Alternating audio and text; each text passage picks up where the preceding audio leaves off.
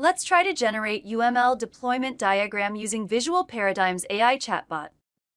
Go to Tools, Chatbot. Let's try to generate deployment diagram for a hotel booking system. So far looks good. Let's try to modify the diagram. For example, the deployment diagram should be focused on the system, therefore it is not necessary to show the user in here. Let's ask the chatbot to remove the user from the diagram.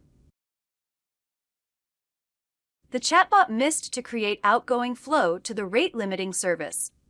We can ask the chatbot to fix it.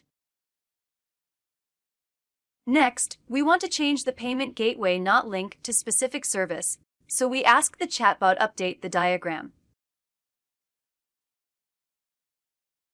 One more change we want to make is to have the Cloud API gateway not contain the authentication service and rate limiting service. Let's ask the chatbot make this change for us. Sometimes chatbot will get us wrong. This time it simply removed the two elements from the diagram. We can ask the chatbot to add them back. Now, we try again by instruct the chatbot to move the two items out of Cloud API Gateway. This time works. Now the diagram looks good.